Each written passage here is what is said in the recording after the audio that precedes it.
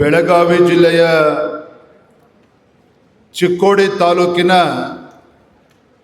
ಶ್ರೀ ಕ್ಷೇತ್ರ ಯಡಿಯೂರು ಶ್ರೀ ವೀರಭದ್ರೇಶ್ವರ ದೇವಸ್ಥಾನ ಕಾಡಸಿದ್ದೇಶ್ವರ ಮಠದ ಆವರಣದಲ್ಲಿ ಮಹಾಕುಂಭಾಭಿಷೇಕ ರಾಜಗೋಪುರಗಳ ಲೋಕಾರ್ಪಣೆ ಲಕ್ಷ ದೀಪೋತ್ಸವದ ಈ ಒಂದು ಕಾರ್ಯಕ್ರಮದ ದಿವ್ಯ ಸಾನ್ನಿಧ್ಯವನ್ನು ವಹಿಸಿರುವಂತಹ ಶ್ರೀಮದ್ ಗಿರಿರಾಜ ಸಿಂಹಾಸನಾಧೀಶ್ವರ ಶ್ರೀ ಶ್ರೀ ಶ್ರೀ 1008 ಜಗದ್ಗುರು ಡಾಕ್ಟರ್ ಚನ್ನಸಿದ್ದರಾಮ ಪಂಡಿತಾರಾಧ್ಯ ಶಿವಾಚಾರ್ಯ ಮಹಾಸ್ವಾಮೀಜಿಗಳವರ ಪಾದಾರವಿಂದಗಳಲ್ಲಿ ಭಕ್ತಿಪೂರ್ವಕ ಪ್ರಣಾಮಗಳನ್ನು ಸಲ್ಲಿಸುತ್ತಾ ಪರಮ ಪೂಜ್ಯ ಶ್ರೀಮದ್ ಕಾಶಿ ಜ್ಞಾನ ಸಿಂಹಾಸನಾಧೀಶ್ವರ ಶ್ರೀ ಶ್ರೀ ಶ್ರೀ 1008 ಕಿರಿಯ ಜಗದ್ಗುರು ಡಾಕ್ಟರ್ ಮಲ್ಲಿಕಾರ್ಜುನ ವಿಶ್ವರಾಧ್ಯ ಶಿವಾಚಾರ್ಯ ಮಹಾಸ್ವಾಮೀಜಿಗಳವರ ಪಾದಾರವಿಂದಗಳಲ್ಲಿ ಭಕ್ತಿಪೂರ್ವಕ ಪ್ರಣಾಮಗಳನ್ನು ಸಲ್ಲಿಸಿ ಶ್ರೀಮನ್ ಮಹಾರಾಜ ಜಗದ್ಗುರು ಡಾಕ್ಟರ್ ಗುರುಸಿದ್ದರಾಜ ಯೋಗೀಂದ್ರ ಮಹಾಸ್ವಾಮೀಜಿಗಳು 3000 ಮಠ ಪರಮಪೂಜ್ಯ ಸ್ವಾಮೀಜಿಗಳ ಪಾದಾರವಿಂದಗಳಲ್ಲಿ ಭಕ್ತಿಪೂರ್ವಕ ಪ್ರಣಾಮಗಳನ್ನು ಸಲ್ಲಿಸುತ್ತಾ ಡಾಕ್ಟರ್ ಚಂದ್ರಶೇಖರ ಶಿವಾಚಾರ್ಯ ಮಹಾಸ್ವಾಮೀಜಿಗಳ ಪಾದ ಕಮಲಗಳಿಗೆ ನಮಸ್ಕರಿಸಿ ಹುಕ್ಕೇರಿ ಮಠದ ಪರಮಪೂಜ್ಯ ಚಂದ್ರಶೇಖರ ಶಿವಾಚಾರ್ಯ ಮಹಾಸ್ವಾಮೀಜಿಗಳು ಪರಮಪೂಜ್ಯ ಮೇಲಗವಿ ಮಠ ಶಿವಗಂಗಾದ ಮಲೆ ಶಾಂತಮಣಿ ಶಿವಾಚಾರ್ಯ ಮಹಾಸ್ವಾಮೀಜಿಗಳು ಒಳಗೊಂಡು ವೇದಿಕೆ ಮೇಲೆ ಆಸೀನರಾಗಿರ್ತಕ್ಕಂಥ ಎಲ್ಲ ಹರಗುರು ಚರಮೂರ್ತಿಗಳ ಪಾದಾರವಿಂದಗಳಲ್ಲಿ ಭಕ್ತಿಪೂರ್ವಕ ಪ್ರಣಾಮಗಳನ್ನು ಸಲ್ಲಿಸುತ್ತಾ ವೇದಿಕೆ ಮೇಲೆ ಆಸೀನರಾಗಿರ್ತಕ್ಕಂಥ ಗೌರವಾನ್ವಿತ ಲೋಕೋಪಯೋಗಿ ಸಚಿವರು ಉಸ್ತುವಾರಿ ಸಚಿವರಾಗಿರುವಂತಹ ಸತೀಶ್ ಜಾರಕಿಹೊಳಿ ಅವರೇ, ಅಖಿಲ ಭಾರತ ವೀರಶೈವ ಮಹಾಸಭಾದ ರಾಷ್ಟ್ರೀಯ ಅಧ್ಯಕ್ಷರು ಗೌರವಾನ್ವಿತ ಸಚಿವರಾಗಿರುವಂತಹ ಈಶ್ವರ್ ಖಂಡ್ರೆ ಅವರೇ, ಕ್ಷೇತ್ರದ ಜನಪ್ರಿಯ ಶಾಸಕರು ಕಾರ್ಯಕ್ರಮದ ಅಧ್ಯಕ್ಷತೆಯನ್ನು ವಹಿಸಿಕೊಂಡಿರುವಂತಹ ಮಿತ್ರ ಇರ್ತಕ್ಕಂಥ ಗಣೇಶ್ ಹುಕ್ಕೇರಿ ಅವರೇ, ಶಾಸಕ ಮಿತ್ರ ಇರ್ತಕ್ಕಂಥ ಶಶಿಕಲಾ ಜೊಲ್ಲೆರವರೇ, ಮಹಾಂತೇಶ್ ಕೌಂಡ್ಗಿಮಠರವರೇ, ಈರಣ್ಣ ಕಡಾಡಿ ಅವರೇ, ಶಾಸಕ ಮಿತ್ರ ಆಗಿರ್ತಕ್ಕಂಥ ದುರ್ಯೋಧನ ಐಹೊಳೆ ಅವರೇ, ನಿಖಿಲ್ ಕತ್ತಿ ಅವರೇ, ಸಿದ್ದು ಸೌದಿಯಣ್ಣ ಅವರೇ, ಅಣ್ಣಾ ಸಾಹೇಬ್ ಜೊಲ್ಲೆರವರೇ, ಸತೀಶ್ ಅಪ್ಪಾಜಿಗಳವರೇ, ಸುಭಾಷ್ ರವರೇ, ಶರಣು ತಳ್ಳಿಕೆರೆ ಅವರೇ, ಹಿರಿಯರಾಗಿರ್ತಕ್ಕಂಥ ವಿಧಾನ ಪರಿಷತ್ತಿನ ಸದಸ್ಯರಾಗಿರತಕ್ಕಂಥ ಗೌರವಾನ್ವಿತ ಪ್ರಕಾಶ್ ಹುಕ್ಕೇರಿಯವರೇ, ವೇದಿಕೆ ಮೇಲೆ ಆಸೀನರಾಗಿರ್ತಕ್ಕಂಥ ಎಲ್ಲ ಗಣ್ಯರೇ, ವೇದಿಕೆ ಮುಂಭಾಗದಲ್ಲಿ ಆಸೀನರಾಗಿರ್ತಕ್ಕಂಥ ಶರಣೆಯರೇ, ಪತ್ರಿಕಾ ಹಾಗೂ ಮಾಧ್ಯಮದ ಸ್ನೇಹಿತರೆ, ಬಂಧುಗಳೇ, ಒಂದು ಪವಿತ್ರ ಕಾರ್ಯಕ್ರಮದ ಸಂದರ್ಭದಲ್ಲಿ ದೀಪೋತ್ಸವದ ಸಂದರ್ಭದಲ್ಲಿ ಮಹಾಜಾತ್ರೋತ್ಸವದ ಸಂದರ್ಭದಲ್ಲಿ ನಾವೆಲ್ಲರೂ ಕೂಡ ಸೇರಿದ್ದೇವೆ. ಇವತ್ತು ಯಡೂರು ಶ್ರೀ ಕ್ಷೇತ್ರವನ್ನು ಇವತ್ತು ನೋಡ್ತಾ ಇದ್ದರೆ ಬಹುಶಃ ಶ್ರೀಶೈಲ ಜಗದ್ಗುರುಗಳವರ ಪಾದ ಸ್ಪರ್ಶ ಈ ಪುಣ್ಯ ನೆಲದ ಮೇಲೆ ಆಗದೆ ಹೋಗದಿದ್ರೆ ಬಹುಶಃ ಇಷ್ಟೆಲ್ಲ ಅಭಿವೃದ್ಧಿ ಕೆಲಸ ಕಾರ್ಯಗಳು, ಈ ದೇವಸ್ಥಾನದ ಅಭಿವೃದ್ಧಿಗಳು ಇವೆಲ್ಲವೂ ಕೂಡ ನೋಡೋದಕ್ಕೆ ಸಾಧ್ಯ ಆಗ್ತಾ ಇರಲಿಲ್ಲ. ಅಂಥ ಒಂದು ಪುಣ್ಯದ ಕೆಲಸ ಪರಮ ಪೂಜ್ಯ ಜಗದ್ಗುರುಗಳ ನೇತೃತ್ವದಲ್ಲಿ ಆಗಿದೆ ಅನ್ನೋದನ್ನು ಇವತ್ತು ನಾವು ಸಂತೋಷದಿಂದ ನಾವೆಲ್ಲರೂ ಕೂಡ ನೋಡ್ತಾ ಇದ್ದೇವೆ. ಇವತ್ತು ದಕ್ಷಿಣ ಕಾಶಿ ಎಂದೇ ಖ್ಯಾತಿಯಾಗಿರ್ತಕ್ಕಂಥ ನಮ್ಮ ಈ ಜಿಲ್ಲೆಯ ಶ್ರೀ ಕ್ಷೇತ್ರ ಸಾವಿರಾರು ವರ್ಷದ ಇವತ್ತು ಇತಿಹಾಸ, ಒಂದು ಪರಂಪರೆ ಇರ್ತಕ್ಕಂಥದ್ದು. ಬಹುಶಃ ಕರ್ನಾಟಕ ದಕ್ಷಿಣ ಭಾರತದಲ್ಲೇ ವೀರಶೈವ ಲಿಂಗಾಯತ ಪರಂಪರೆಗೆ ಒಂದು ವೀರಭದ್ರ ಮೂಲವೇ ಆಧಾರ.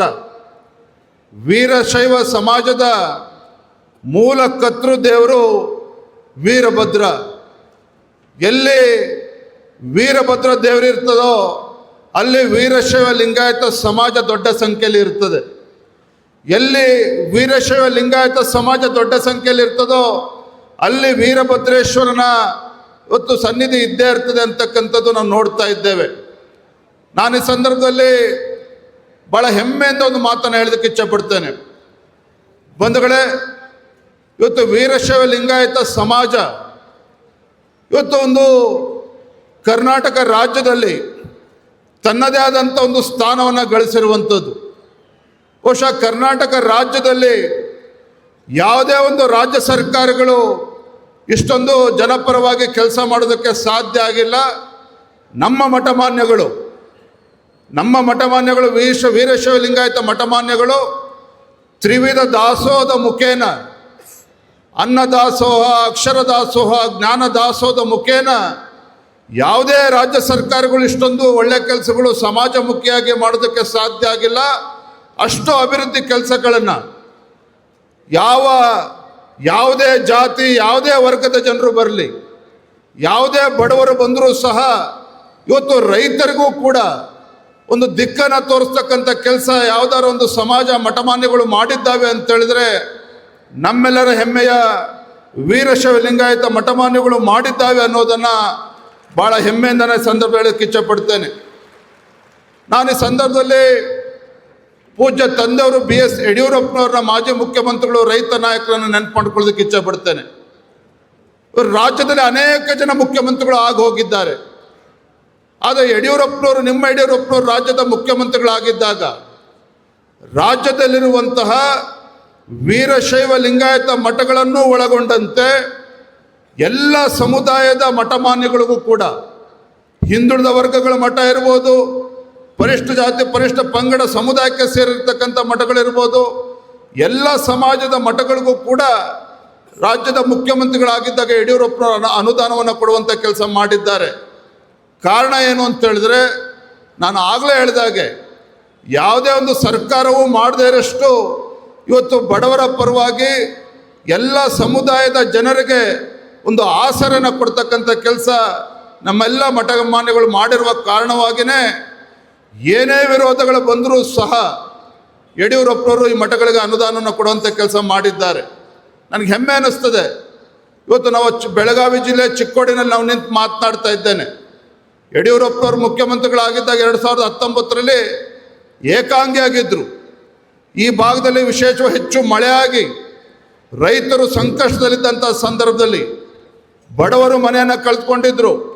ಯಡಿಯೂರಪ್ಪನವರು ಮುಖ್ಯಮಂತ್ರಿಗಳಾಗಿ ನೇರವಾಗಿ ಬಂದಂಥ ಜಿಲ್ಲೆ ಯಾವುದಪ್ಪ ಅಂತ ಹೇಳಿದ್ರೆ ಬೆಳಗಾವಿ ಜಿಲ್ಲೆಗೆ ಬಂದರು. ಚಿಕ್ಕೋಡಿಗೂ ಕೂಡ ಬಂದು, ಚಿಕ್ಕೋಡಿ ಅದೇ ರೀತಿ ಅಥಣಿ, ರಾಯಭಾಗ 11,000ಕ್ಕೂ ಹೆಚ್ಚು ಮನೆಗಳು ಯಾವ ಬಡವರು ಮನೆಯನ್ನು ಕಳೆದುಕೊಂಡಿದ್ರೋ ಕೇಂದ್ರ ಸರ್ಕಾರ 1.5 ಲಕ್ಷ ಅನುದಾನವನ್ನು ಪರಿಹಾರನ ಕೊಟ್ಟರೆ 1.5 ಲಕ್ಷ ರೂಪಾಯಿದಲ್ಲಿ ಬಡವರಿಗೆ ಮನೆ ಕಟ್ಕೊಡೋದಕ್ಕೆ ಸಾಧ್ಯ ಆಗೋದಿಲ್ಲ ಅಂಥೇಳಿ ಅಂದಿನ ಮುಖ್ಯಮಂತ್ರಿಗಳು ಯಡಿಯೂರಪ್ಪರು 3.5 ಲಕ್ಷ ರೂಪಾಯಿಗಳನ್ನು ಕೊಟ್ಟು, ಒಟ್ಟು 5 ಲಕ್ಷ ರೂಪಾಯಿಗಳನ್ನು ಕೊಟ್ಟು ಬಡವರಿಗೆ ಒಂದು ಮನೆಯನ್ನು, ಸೂರನ್ನು ಕಟ್ಕೊಡ್ತಕ್ಕಂಥ ಕೆಲಸವನ್ನು ಮಾಡಿರ್ತಕ್ಕಂಥದ್ದನ್ನು ಕೂಡ ನಾನು ಈ ಸಂದರ್ಭ ಸ್ಮರಣೆ ಮಾಡ್ತೇನೆ.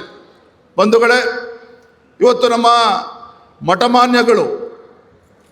ಮಠಮಾನ್ಯಗಳು ಸಮಾಜವನ್ನು ತೀಡುವಂಥ ಕೆಲಸವನ್ನು ಕೂಡ ಮಾಡ್ತಾ ಇದ್ದಾವೆ. ಸಮಾಜವನ್ನು ಸರಿದಾರಿಯಲ್ಲಿ ತೆಗೆದುಕೊಂಡು ಹೋಗ್ತಕ್ಕಂಥ ಕೆಲಸವನ್ನು ಕೂಡ ನಾವು ಮಾಡ್ತಾ ಇರತಕ್ಕಂಥ ನಾವು ಗಮನಿಸ್ತಾ ಇದ್ದೇವೆ. ಆದರೆ ಇವತ್ತು ನಮ್ಮ ರಾಜ್ಯದಲ್ಲಿರ್ತಕ್ಕಂಥ ಎಲ್ಲ ಮಠಮಾನ್ಯಗಳು, ದೊಡ್ಡ ಮಠಗಳಿರ್ಬೋದು, ಚಿಕ್ಕ ಮಠಗಳಿರ್ಬೋದು, ಯಾವುದೇ ಮಠಗಳಿದ್ದರೂ ಸಹ ಅದು ಆ ಮಠಗಳನ್ನು ಉಳಿಸ್ಕೊಂಡು ಬೆಳೆಸ್ಕೊಂಡು ಹೋಗ್ತಕ್ಕಂಥ ಕರ್ತವ್ಯ ವೇದಿಕೆ ಮೇಲಿರ್ತಕ್ಕಂಥ ಎಲ್ಲ ರಾಜಕೀಯ ಮುಖಂಡರುಗಳು, ಗಣ್ಯರು ಇವತ್ತು ವೇದಿಕೆ ಮೇಲೆ ಕೂತಿದ್ದಾರೆ. ವೇದಿಕೆ ಮೇಲಿರ್ತಕ್ಕಂಥ ಮುಖಂಡರುಗಳಾಗಲಿ, ವೇದಿಕೆ ಮುಂಭಾಗದಲ್ಲಿರ್ತಕ್ಕಂಥ ನಮ್ಮ ಸದ್ಭಕ್ತರು ತಾವೇನು ಕೂತಿದ್ದೀರಿ, ನಮ್ಮೆಲ್ಲರ ಕರ್ತವ್ಯ ಇದೆ ಇವತ್ತು ನಮ್ಮ ಮಠಮಾನ್ಯಗಳನ್ನು ಉಳಿಸ್ಕೊಂಡು ಬೆಳೆಸ್ಕೊಂಡು ಸಮಾಜದ ಮುಂದಿನ ಪೀಳಿಗೆಗೂ ಕೂಡ ಆಸರೆ ಆಗ್ತಕ್ಕಂಥ ನಿಟ್ಟಿನಲ್ಲಿ ನಾವು ಮಠಮಾನ್ಯಗಳಿಗೊಂದು ಶಕ್ತಿ ತುಂಬುವಂಥ ಕೆಲಸವನ್ನು ಕೂಡ ನಾವು ಮಾಡಬೇಕಾಗಿರ್ತಕ್ಕಂಥ ಅಗತ್ಯತೆ ಇದೆ ಅನ್ನುವ ಮಾತನ್ನು ಸಂದರ್ಭದಲ್ಲಿ ಹೇಳ್ತಾ ಹೆಚ್ಚೇನು ಸಮಯವನ್ನು ತೆಗೆದುಕೊಳ್ಳದೇನೆ ಇವತ್ತು ತುಂಬ ಸಂತೋಷ ಆಗಿದೆ. ಇಂಥ ಶ್ರೀ ಕ್ಷೇತ್ರಕ್ಕೆ ಇವತ್ತು ನಾನು ಕೂಡ ಬಂದು ಶಿಕಾರಿಪುರ ಕ್ಷೇತ್ರ ಸನ್ಮಾನ್ಯ BS ಯಡಿಯೂರಪ್ಪನವ್ರಿಗೊಂದು ರಾಜಕೀಯ ಜನ್ಮ ಕೊಟ್ಟಿರ್ತಕ್ಕಂಥ ಶಿಕಾರಿಪುರದಲ್ಲೂ ಕೂಡ ಮೊದಲ ಬಾರಿ ಶಾಸಕನಾಗಿ ರಾಜ್ಯದ ಭಾರತೀಯ ಜನತಾ ಪಾರ್ಟಿ ಅಧ್ಯಕ್ಷನಾಗಿ ಇವತ್ತು ಇಲ್ಲಿ ಬಂದಿರತಕ್ಕಂಥದ್ದು ಯಡಿಯೂರಪ್ಪನವ್ರ ಮಗ ಆಗಿ ಬಂದಿರತಕ್ಕಂಥದ್ದು.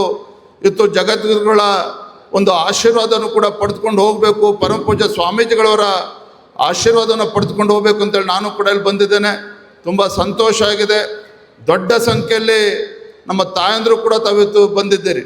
ನಾನು ಗಮನಿಸ್ತಾ ಇದ್ದೆ, ಕಾರ್ಯಕ್ರಮ ಪ್ರಾರಂಭ ಆಗುವ ಮುಂಚಿತವಾಗಿ ಸ್ವಾಗತವನ್ನು ಮಾಡಬೇಕಾದ್ರೆ ಎರಡೂ ಕೈಗಳನ್ನು ಎತ್ತಿ ಚಪ್ಪಾಳೆನ ತಟ್ತಾ ಇದ್ದಂಥ ನಮ್ಮ ತಾಯಂದರು.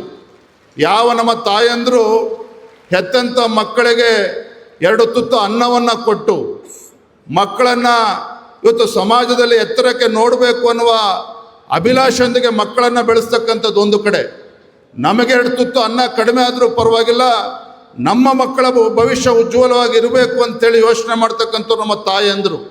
ಅಷ್ಟೇ ಅಲ್ಲ, ಈ ನಾಡಿನಲ್ಲಿ, ದೇಶದಲ್ಲಿ ನಮ್ಮ ಸಂಸ್ಕೃತಿ, ನಮ್ಮ ಪರಂಪರೆ, ನಮ್ಮ ಆಚಾರ ವಿಚಾರಗಳು ಇವತ್ತು ಉಳಿದುಕೊಂಡು ಇವತ್ತು ಹೋಗ್ತಾ ಇದೆ ಅಂತ ಹೇಳಿದ್ರೆ ಅದಕ್ಕೆ ಕಾರಣ ವೇದಿಕೆ ಮುಂಭಾಗದಲ್ಲಿರ್ತಕ್ಕಂಥ ನಮ್ಮ ತಾಯಂದರು ಅನ್ನೋದನ್ನು ಈ ಸಂದರ್ಭ ನೆನಪು ಮಾಡ್ಕೊಳ್ತಾ, ಅವರು ಕೂಡ ಕೂತಿರ್ತಕ್ಕಂಥ ನಮ್ಮ ಎಲ್ಲ ಯಜಮಾನರು ದೊಡ್ಡ ಚಪ್ಪಾಳೆನ ತಟ್ಟಬೇಕು ನಮ್ಮ ತಾಯಂದ್ರಿಗೆ ಅಂತ ಹೇಳ್ತಾ, ವೇದಿಕೆ ಮೇಲಿರ್ತಕ್ಕಂಥ ಎಲ್ಲ ಜಗದ್ಗುರುಗಳಿಗೆ, ಪರಮ ಪೂಜ್ಯ ಸ್ವಾಮೀಜಿಗಳವರ ಪಾದಾರವಿಂದಗಳಲ್ಲಿ ಭಕ್ತಿಪೂರ್ವಕ ಪ್ರಣಾಮಗಳನ್ನು ಸಲ್ಲಿಸುತ್ತಾ, ವೇದಿಕೆ ಮೇಲಿರ್ತಕ್ಕಂಥ ಎಲ್ಲ ಸಮಾಜದ ಗಣ್ಯರಿಗೆ, ತಾಯಂದಿರಿಗೆ ನನ್ನ ಪ್ರಣಾಮಗಳನ್ನು ಸಲ್ಲಿಸಿ ನನ್ನ ಮಾತುಗಳಿಗೆ ವಿರಾಮಗಳನ್ನು ಹೇಳ್ತಾ ಇದ್ದೇನೆ.